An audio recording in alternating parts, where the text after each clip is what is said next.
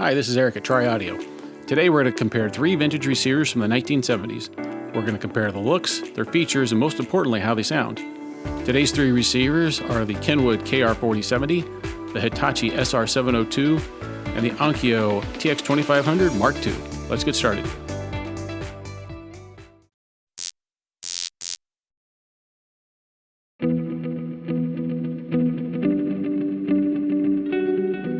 The Kenwood KR-4070 was sold from 1978 to 1981.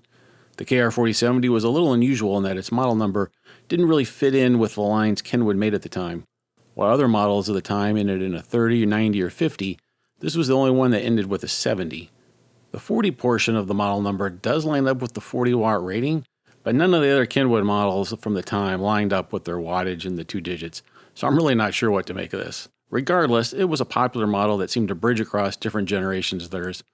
40-watt models of the era were very popular with buyers and provided a lot of good value. The 4070 sold for around $300, which is about $1,400 in today's money. You can usually pick one up in the $150 to $250 range. So here we have the front of the Kenwood. I'll point out that the power switch is also the speaker switch. Sometimes there's a lot of issues with Kenwood's power switches, for them being basically kind of almost underrated and not being capable of, throughout the years, taking all that wear and tear. But I don't have any issues with mine. You got your tuning meters, your bass treble controls, loudness. You got one tape, one aux, and one phono input. You'll notice that it lights up very well, the best out of all three. Not a bad looking unit. So on the back of the 4070, some pretty typical stuff. Your antenna and RCA inputs. Two AC outlets. The speaker terminals are screw-down terminals. So all three of these units have screw-down terminals. These are probably the best or the heavy-dutyest. The other ones are a lot flimsier than this. Not ideal, but out of the three, I would give this as the best ones.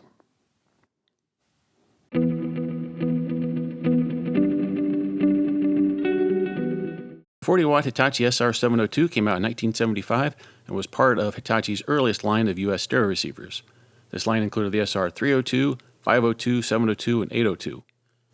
From what I can tell, these did not sell particularly well in a market already crowded with a lot of established players. Hitachi would move quickly to their next line of receivers, those ending in 03, and then move to the highly regarded 04 models, which would incorporate a whole new amplifier design referred to as Class G. The SR-702, however, predates this Class G design and is the least common of today's three receivers. The KR-702 sold for roughly $300, which equates to about $1,800 in today's money. These units are so rare that none have recently sold on eBay, nor are there any presently for sale. Full disclosure, I paid $103 for mine in early 2025 and it was in unknown condition. Based on that, I would suspect if one came up for sale, you should be able to pay under $200 for it. So here we have the Hitachi SR-702. Some pretty standard features, two speaker outputs, bass treble controls, high filter, loudness, stereo control. It's got one phono, one aux input, two tape inputs, FM muting. Pretty standard looking aesthetics. The only other thing I'll point out, it's a nice feature. It does have a protection light telling you when the relay comes out of protection, the light goes out after a few seconds. So on the back of the 702, you got your standard RCA inputs, antenna connections. Probably my biggest complaint on this whole receiver, these things right here, these are really, really flimsy screw-down speaker terminals. They don't even have the little toothed clamp to help grab the wires and moving these around and putting speaker connections on and off of this thing, even with spade terminals on the wires. These are pretty chintzy, so probably, like I said, biggest complaint about the entire receiver are those speaker terminals.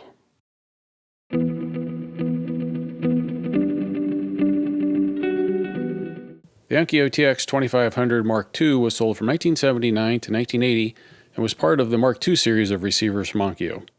This line included the TX1500, 2500, 4500, 6500, and 8500. The Mark II designation was given to these because in the years prior, Onkyo sold what was essentially the Mark I version of these receivers.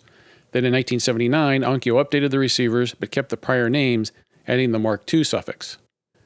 The two lines look different and have different specs and ratings, but the same names except for the Mark II part. I don't know if it helped sales back then, but it makes for some confusion now. FYI, going forward in this video, I may not always say Mark II when talking about this receiver, but rest assured this is the one I'm talking about. Onkyo had boosted all of its wattages from the previous line, so this receiver is 40 watts compared to the 27 watt Mark I version. They also added the TX6500 in between the 4500 and 8500 that did not exist in the Mark I versions. Wattages were getting so high now that the TX8500 Mark II was up to 160 watts. The TX2500 Mark II sold for roughly $320, which is around $1,500 in today's money. You can pick one up somewhere in the $250 to $350 range, depending on condition. So here we have the front of the TX2500 Mark II. The easiest way to determine this is a Mark II is look for these meters. The tuning and signal meters are located here in the Mark II version. They're located over here in the Mark I version. So for the rest of the front, some pretty typical features. 2 speaker outputs, bass treble control, high filter, FM muting, 2 tape inputs. Again, no aux input, but you can use the tape inputs for how you would use the aux input. It's got the tinted glass. It's kind of got a unique aesthetic with where the meters are and the tinted glass. Not a bad looking unit. So here we have the back of the 2500. We got 2 AC outlets, fused speaker outputs, which is a nice feature in case you short something out. These speaker terminals, less than ideal. They're better than what's on the Hitachi, but not by a ton. You've got a busted off AM antenna. That's where that used to be. Your RCA inputs.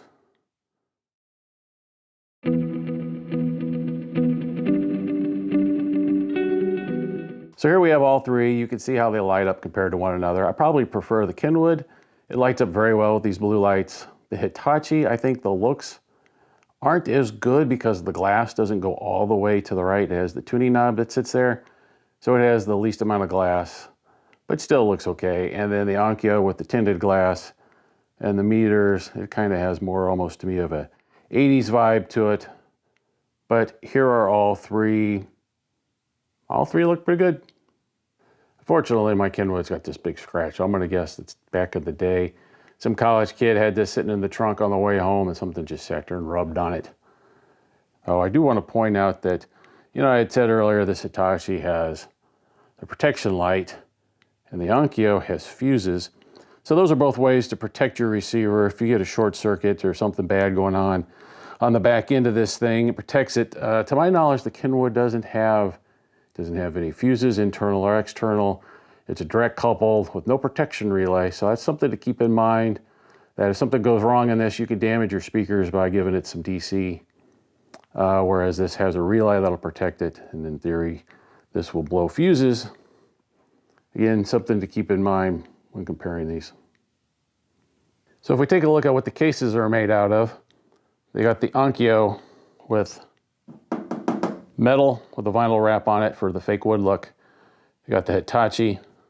It's actually wood, some wood laminate on there, veneer, and then just a metal case on the Kenwood. The Kenwood, I think, could have come with a wood case. I've seen it online with the wood case, but 90% of the time you're going to see it without. So aesthetically, from the side, the Kenwood, not so much. The other two, they're fine. So here we have all three with the cases off. I have the Onkyo in the middle, the Hitachi on the left, the Kenwood on the right.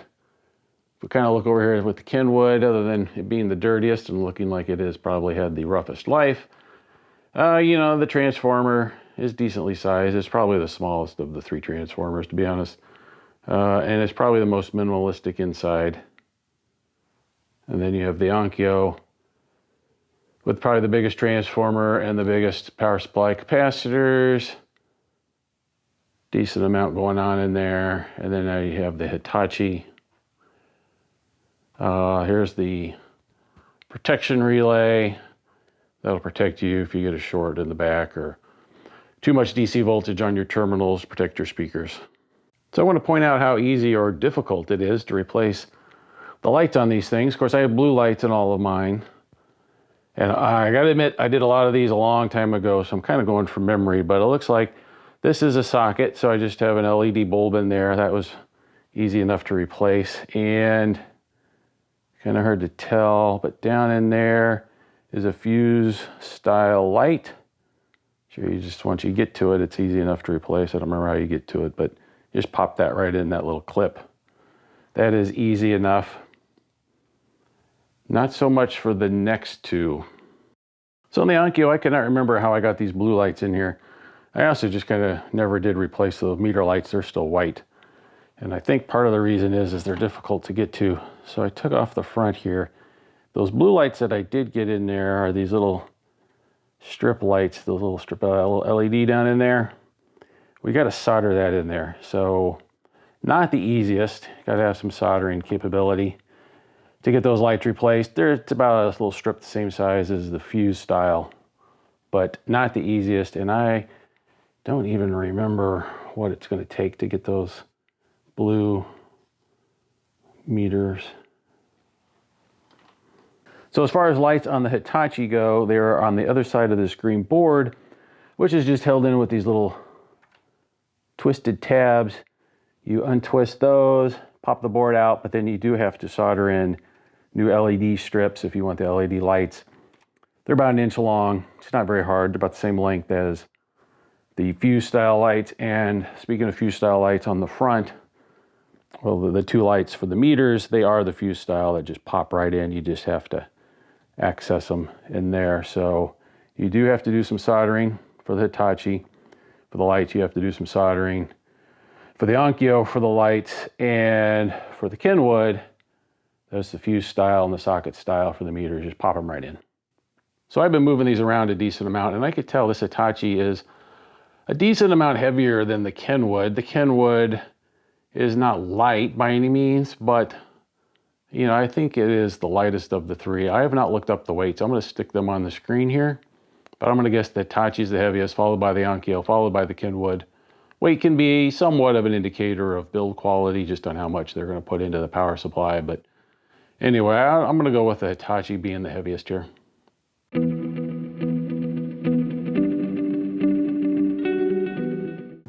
So what I do is I stream a song into two receivers at the exact same time, and then I switch the speakers back and forth between the two using the Duke audio switch. I did not listen to the phono input, I did not listen to AM, FM, just the song streamed into an aux or tape input. I had the loudness control on, and I had them volume matched as well as I possibly could. For this comparison, I listened to three songs. Smooth Operator by Sade. I always thought it was Sade. Looked it up. I'm supposed to pronounce it Sade. Give Me All Your Lovin' by ZZ Top, and The Tipping Point by Tears for Fears. The first comparison I did was the Onkyo TX2500 Mark II and the Kenwood 4070. Before I get too far, let me say that it was noticeable that the Kenwood didn't have the high frequencies that the other two did. So I did boost the treble control on the Kenwood up just a hair and made it a much more even playing field. All the other bass treble controls were at the 12 o'clock position. So on this first song, Smooth Operator, I think I preferred it on the Kenwood. The Kenwood, I'm going to use the word smooth a lot for the Kenwood. It is just got everything nice and rounded off, good punch, good quality receiver. The Onkyo also good. The highs are better. In this particular song, I think the highs might have been a little too much. I prefer the Kenwood, and in particular, there's a saxophone solo about halfway through, and that saxophone solo just sounds a little bit better on the Kenwood. So for Smooth Operator, I'm going to give it to the Kenwood. On our next song, Give Me All Your Lovin', I'm going to give this to the Onkyo. Those high frequencies really come across. It brightens the song up, get a lot of instrument separation. The 4070 almost sounds a little muffled compared to the Onkyo, which it's really not, but compared to the Onkyo, it does come off that way. Very close otherwise. I'm going to give the Give Me All Your Lovin' to the Onkyo. And on the final song, I'm going to give this also to the Onkyo on the Tipping Point. The better highs allow for better instrument separation. You can sit there and you can pick out all the individual instruments. Not that you can't do it on the Kenwood, but you can just do it a little bit easier on the Onkyo. I'm going to give this one to the Onkyo as well. So the next comparison was the Hitachi SR-702 and the Kenwood 4070. Here, the Hitachi And the Kenwood sound very, very similar, but the Hitachi's got a little deeper bass. It just goes a little deeper than what the Kenwood is. And you can hear this. If I ever lost track of which one I was on, because I sit there with my eyes closed and I flip it back and forth, I can just listen to that bass and be like, oh, bass got deeper. That's the Hitachi, and open my eyes, yeah, that's the one I'm on. So all three of these songs, very, very close otherwise. I'm gonna give to the Hitachi simply for the better, deeper bass. And on a song like The Tipping Point, that better bass, for whatever reason, also brought out the vocals a little bit more. Very close, but I'm gonna give them all three to the Hitachi. And finally, we have the Hitachi and the Onkyo. First song, Smooth Operator, very, very close. One's got a little better bass, one's got a little better highs. I'm gonna give this one to the Onkyo for just having the better instrument separation, although I could see how somebody might pick the other one. But in this case, I think I like the way the Onkyo presented the song just a little bit better. On Give Me All Your Love, and I'm gonna go the other way. I'm gonna go to the Hitachi simply because it's filled out the music a little bit better. Almost could make the Onkyo sound thin in parts of that song, which it's not, but the Hitachi just filled everything in a little bit better, a little more punch. I'm gonna give Me All Your Love to the Hitachi. And finally, The Tipping Point, very, very close. I'm gonna give it to the Onkyo for better instrument separation. Again, allowing me to hear everything, all the instruments, and be able to pick them out. Although I will say it could be a little fatiguing if you listen to it for a long time on that loud volume. But 2 out of the 3 to the Onkyo. So as always, I get a second opinion on these from my wife, Laura, who sat down and listened to them, and she did not know my opinion whatsoever. When doing this, on the first comparison between the Onkyo and the Kenwood, she preferred the Onkyo on all 3 songs, thought the highs were better, even though she thought they were very close, and there wasn't a loser necessarily, but did prefer the Onkyo. Then on the comparison between the Hitachi and the Kenwood, she gave the first song, Smooth Operator, to the Kenwood for sounding smoother, and then the other 2 songs to the Hitachi for being a little fuller sound. Thought it was very, very close. In fact, the third song was, she saw it so close, it might as well have been a coin toss. And then on the final comparison between the Hitachi and the Onkyo, the first song, Smooth Operator, she thought was a wash. She didn't give it to either one of them. And then on the other 2, she did give to the Onkyo for sounding cleaner and sharper in the highs. So in conclusion, I think they're all 3 great receivers. The differences here are pretty minor. There's not really a winner necessarily, but again, to summarize the differences, the Onkyo is going to have better highs, could be fatiguing if you listen to it at high volumes for a long time.